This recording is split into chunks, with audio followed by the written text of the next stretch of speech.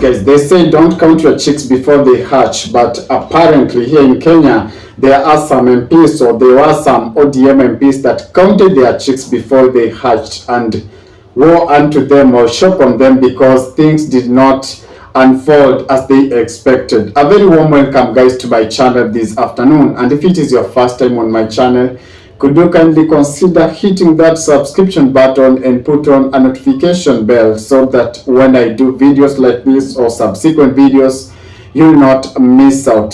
So the talk of town currently is the loss of Raila ODINGA to the AU Commission election against his Djibouti counterpart Mohamed. Raila lost flat on Saturday, and people are surprised, or so many MPs, especially hailing from the Lower Nyanza, are surprised because they believed 101% that this guy would win election, but shock on them, things overturned. It all started when SADC issued a letter to its members to vote at one of their own, that is the Madagascar guy, and so many SADC members heeded to that call and voted for that guy.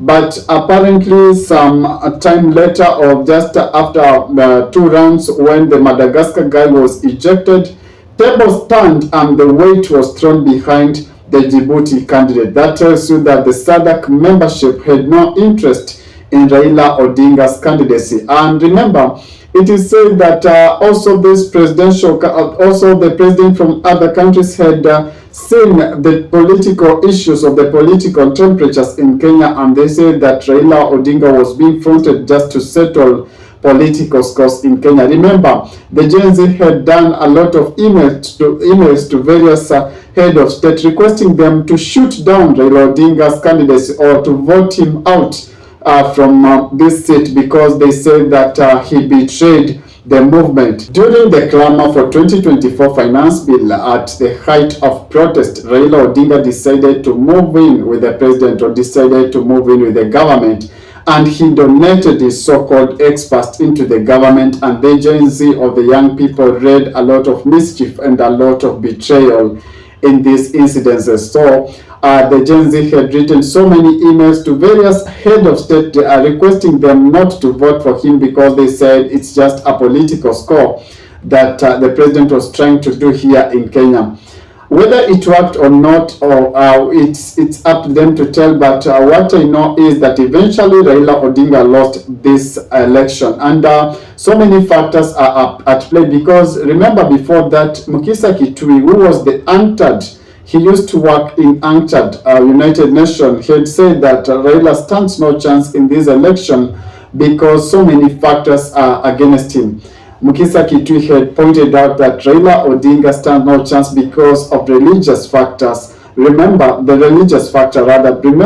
Djibouti guy is a Muslim, or hails from Islamic countries, and the Islamic nations are going to vote after their own. Also, the French-speaking issue of the Anglophone countries came in, because they are all those countries, Francophone countries rather, came in because they are countries that would support one of their own, and this worked at a disadvantage to Raila ODINGA. Also remember, there's this perception that was all of us saying that he's been fronted with the government to that seat, and remember, when you check or look at Djibouti candidate closely, you would see that he did his campaign independently. He was never accompanied with the president of Djibouti, but he moved around as an independent and solid soldier who knew what he wanted in this AU Commission election. But on the other hand, Raila ODINGA would move around with the president, William Ruto, and sometimes the president would introduce him to so many various people or various presidents across Africa. This sent a strong signal that this is not an independent candidate, but that is going to be manipulated by the president of his country, and this we believe worked against Raila ODINGA. Going forward, pundits or analysts are asking what next for Raila ODINGA. Remember, Belgut Member of Parliament Nelson Koech said something interesting that we cannot afford to look away from. The Belgut member said that since Raila lost and he is what he termed as a national figure in Kenyan politics, perhaps it's time to implement the Nadco report. Remember, the Nadco report was a report that was done a few months or a year ago, when the Azimio side wing came in the street protesting about high cost of living. To quell or to calm down the storm, President William Samoei Ruto said that he decided to have the Nadco report, and the report was about addressing the issues that the Azimio Brigade were introducing on the table or had sent them to the street or to protest. And it is important to note that among the key recommendations that were in Nadco report, one was the audit of the 2022 election process. Azimio had said that the election was flawed and they wanted the servers to be opened and to be thoroughly audited. I don't know whether they had their way on this issue, because the President Brigade, especially led by one Kimani Ichung'wah, was so opposed to this thing, and they say, once you've lost the election, that's all. You have to deal with it or stay with it that way. Two, on the Nadco report recommendation was restructuring and reconstitution of the IBC.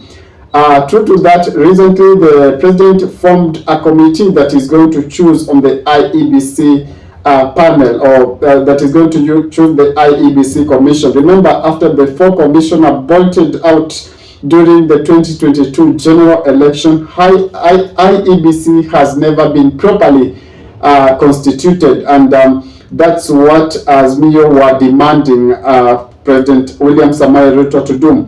Also, third, on the Nadco report was resolution of presidential election. They said the 14 days period that was issued as a timeline to appeal against presidential result is not enough, and they wanted that timeline to be reviewed, perhaps to be extended, so that one can gather enough evidence whenever there is a presidential flaws or presidential contest for that matter. Also, on the Nadco report, another thing was taxes. They said that Kenyans are suffering because of taxes, but apparently no deal was done in this taxes issue. That's why I believe the Gen Z came out strongly and demanded to shoot down the tax proposal of 2024. It is important to note that among the Nadco report, and this is the point that I wanted us to highlight strongly, was to constitutionalize rather the office of Prime Cabinet Secretary.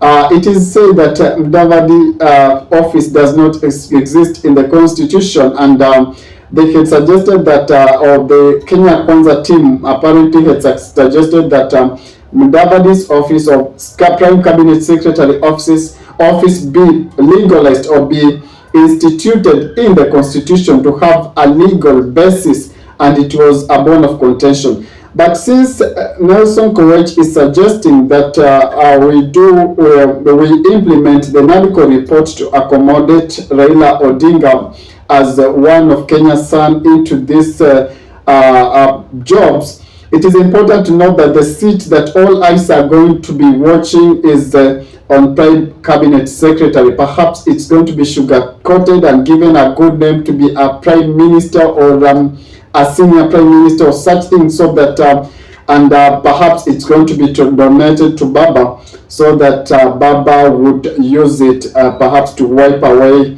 his loss or the tears that he has after the AU Commission loss. I don't know your thoughts regarding on this issue, but if you have contrary opinion or if you have a suggestion regarding this loss for Baba, I have to read and share your sentiments as well. And if it is your first time on my channel, could you kindly just spare a moment of your time and hit that subscription button and put on a notification bell, so that when I do subsequent videos, you will not miss out. Thank you for watching and have a lovely day. Adios.